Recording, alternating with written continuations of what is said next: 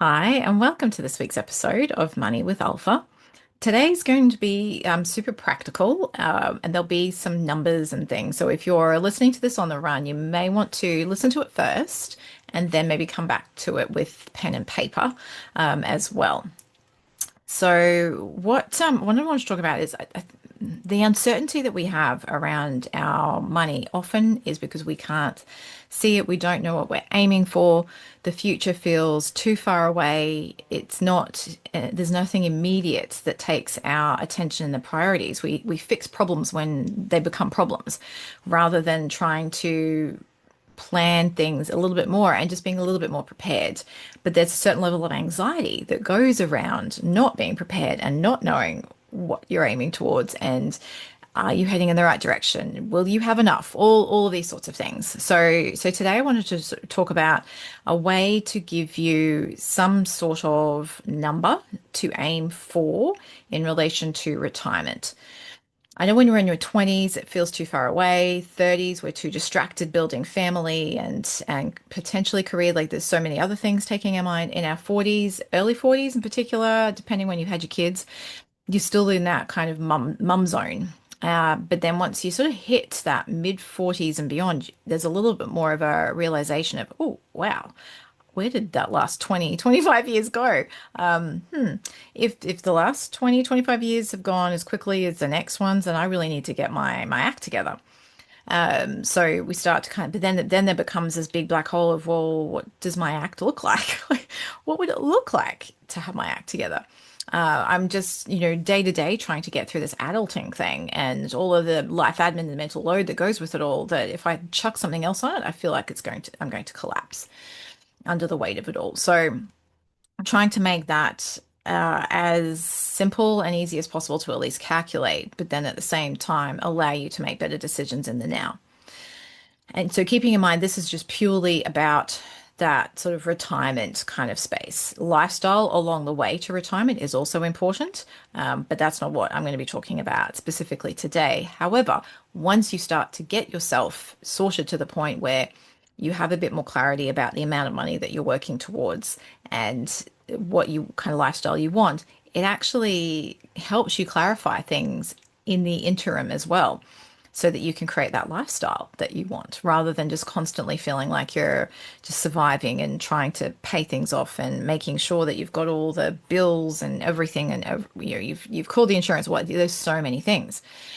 So let's take some of the future visioning side of it off the plate, so you can then change your money in the present moment.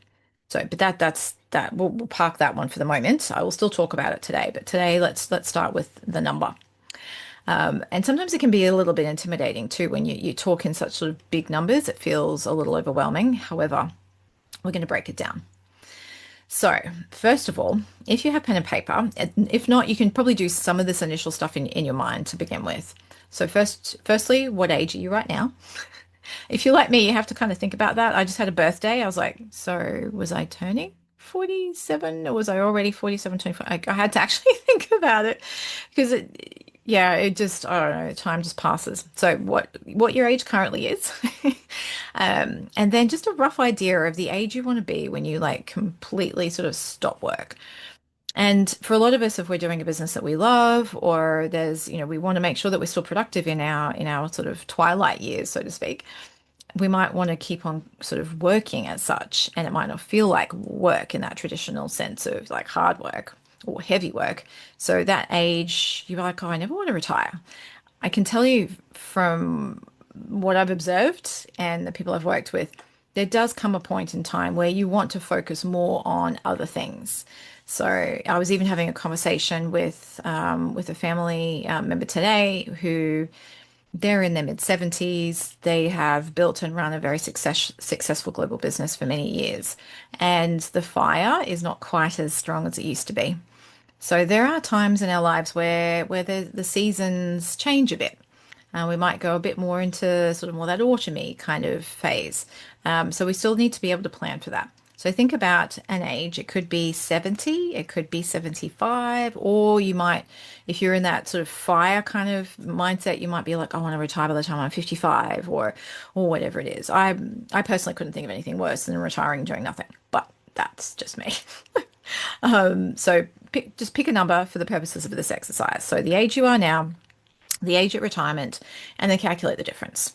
So if you're 45 or if you're 50 and you want it to be 70, you've got 20 years.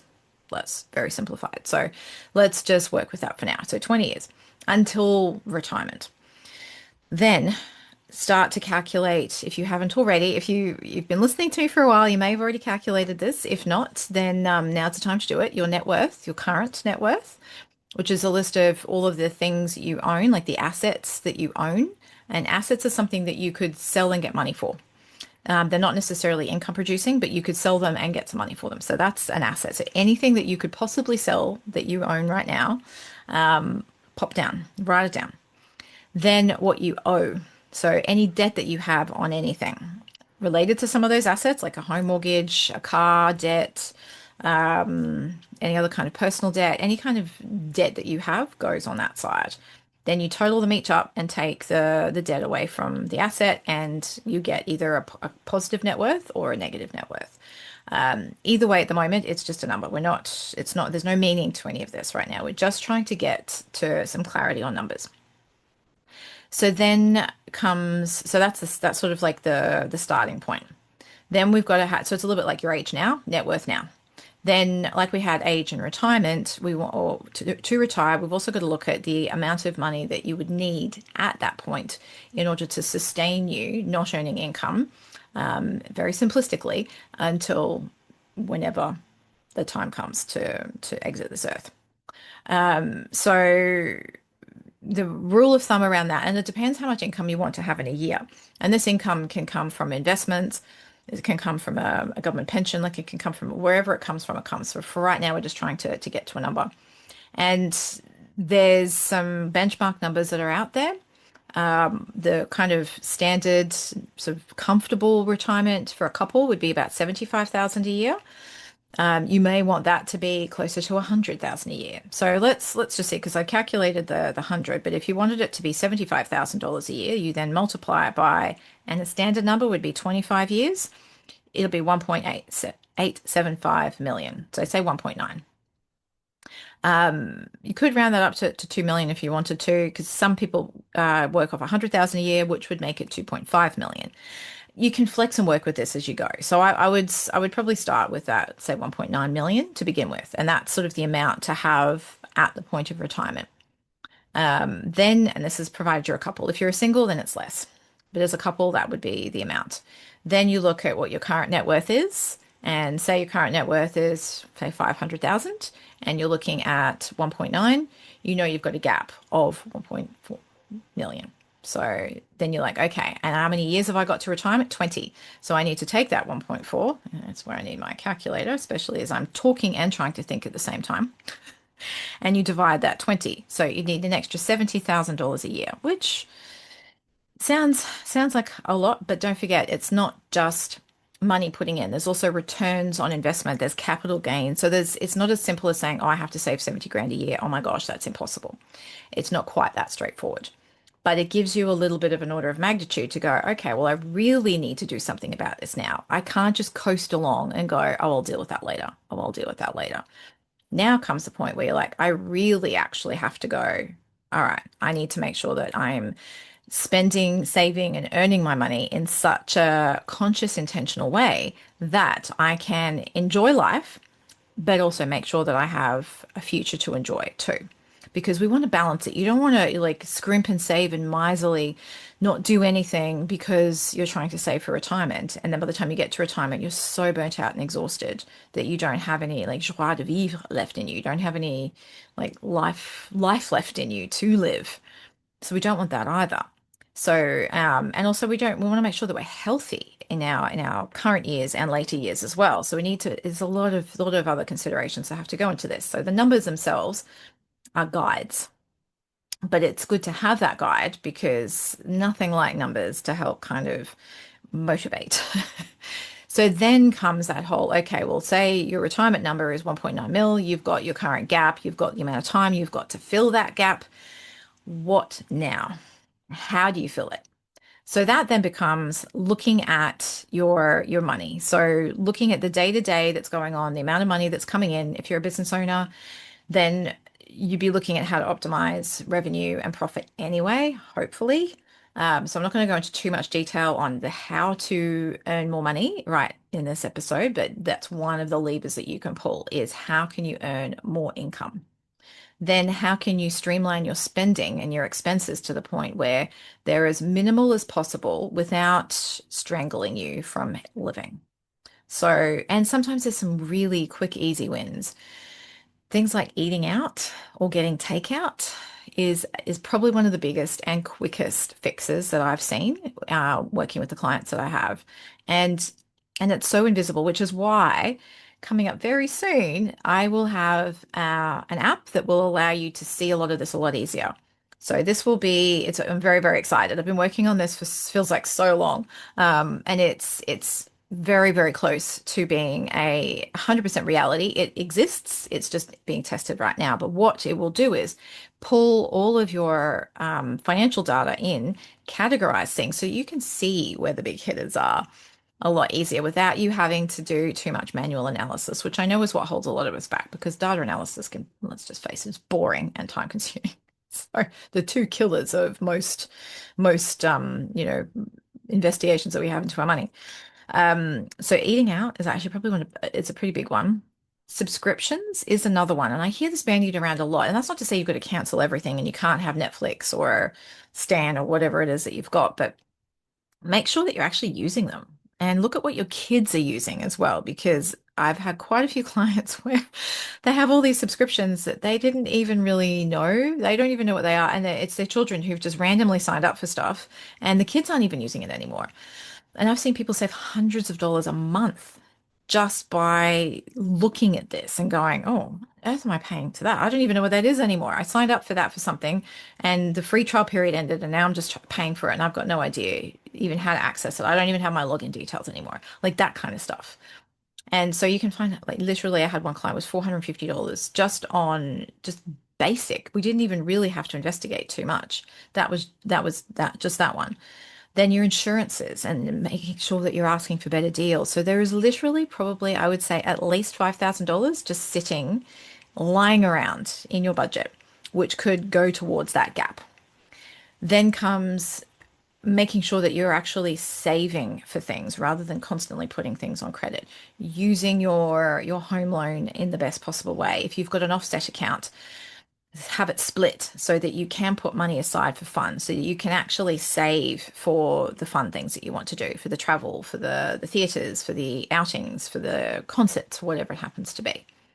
And then have money set aside for emergency. So if something does happen to come up, like for instance, I'm likely to have dental surgery soon, which I'll find out more about, you've got the money aside to pay for that sort of thing. And then there's other ways, there's the money pie that I've talked about previously, which allows you to sort of carve up what's left over at the end of every month. The thing is, though, if we don't have the money pie and the purpose of where to put all that extra, there is no extra at the end of every month when there could be. So that's one really good way of actually getting a bit more visibility to help you make the choices that will give you extra money left over at the end of every month, and then start to put them in things like micro investing, shares, salary sacrifice into super, or retirement funds, however you do it. Then making sure that if you're wanted to save for an investment property, if you start to speak to the right professionals about if you've got a home and you've got equity, perhaps using the equity in your home to get an investment property. Do you want to go down the path of a self-managed super fund? Again, have those conversations, like do the work to set things up so that your money has a purpose and it is for growth and it is for your lifestyle, both now and in retirement. And then you can start to see, oh, wow, I can see this gap narrowing. You can do the same exercise that I just did with, age now, age to retirement net worth, current net worth, and then the number that you need may or may not change. It probably won't at the start. And every sort of 6 to 12 months, you can do this assessment again and again, and you can start to see the gap closing. And by seeing that gap closing, it gives you the motivation to continue. Because when we don't get the gratification of a result, we just give up. Like, for instance, say you're on a diet and you have stripped everything out. You're really, you're doing really well. You've gone to the gym every day for a month. You're eating really well and nothing changes. I can tell you, your motivation is going to plummet. We're humans. That's what happens. Unless we see somewhat immediate results or we get some sort of short-term recognition, we're not going to continue. That's why there's a thing called beginner's luck. I truly believe this is why there's that, that initial win that we get, which gives us that dopamine hit to kind of go, oh, yay, this is working, or I can do this. Let's keep going. The same thing happens with your money. You've got to start to see some of the benefit before you'll actually keep going. It's like being at, the financial gym. If you're going, you're pulling things and you're pulling in the reins and nothing is happening, then you'd have to really start to go, okay, well, what reins am I pulling in? Are they the right ones? And maybe the eating out part you can't avoid too much, but then maybe buy less groceries. Because I see some people who are spending as much as you would on groceries as if you were cooking, throwing a whole lot of stuff away and then buying takeout. And all I'm saying is just you're duplicating on things. And then the nutrition's not there. And then you start to feel bad because you're eating out all the time. And then your health suffers and everything is sort of interlinked. I find money and health very, very closely related. And the behaviors and the habits and the mindset that we have around it are very similar. So when you start to work on one, the other one tends to kind of come along for the ride as well. And it's the same level of sort of consistency, discipline, willpower. Yeah, there's a combination of those things, but the habits that we have, and a lot of them are micro habits. So like we have micro investing, we have micro habits, things that will start to move the needle bit by bit. But you've actually got to figure out what you want first. And that's why I wanted to talk about the number, having a number to aim for so that you can start to make better decisions and choices so that you can start to move the needle, and then understand what habits you need to support you and the beliefs that you have around your capability. So the more information that you get that's simple and easy to implement, the more progress you'll make, the more capable you'll feel, the more confident you are, the more open you will be to making the changes that you need to make in order to progress to where you want to go. And it'll feel good because it'll feel aligned as well because you're clear. It's so amazing when you get clarity on things. Like when when I finally found the name for my app, I was just like, oh my gosh, I finally, like, it literally, I know it sounds so menial, but it was really hard to try and find a name that I connected to that was meaningful, that was simple and easy. And it's called Prosperous, in case you're wondering. And there is actually, if you wanted to go onto the wait list to be the first to find out when it's officially launching, just go to my website, moneymadesimple.com.au, and you will see the form there to join the wait list. And then you'll be able to hear all the progress updates and how it's all going. But hoping within the next 2 months it's going to launch. It's very, very exciting because for me, I think this is going to be a game changer to helping you manage your money. And it will do the net worth stuff as well.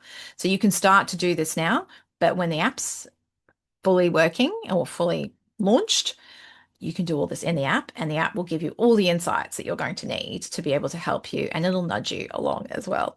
But for now, I want you to start. I don't want you to wait for that. I want you to start with this right now so that when you do have access to the app and you want to use it, then you can just punch these numbers in and just go, this is really cool. I'm already on the path. I'm feeling some momentum happening already. It's the year of the horse. It's the year of momentum. So take this and start your financial galloping so that you can end up where you want to actually go, which is so much what I want for you.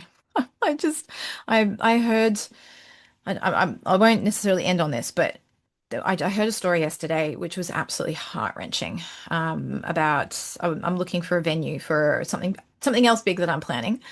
And one of this lady's colleagues who works at the venue that I was talking to had taken her own life, and she was in her it was a mixture of hormones, I think, so perimenopause and finances and life and all of this, and that just really, yeah, makes me sad. that people don't feel like they have an option. So I want this to be about, let's have the conversation, let's create the clarity, let's create some momentum, let's keep the hope going, and let's make that a reality rather than just a possibility.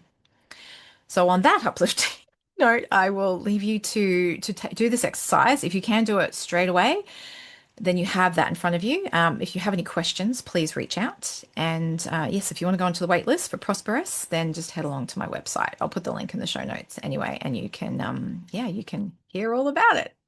All right, have a wonderful week, and I'll catch you in the next episode.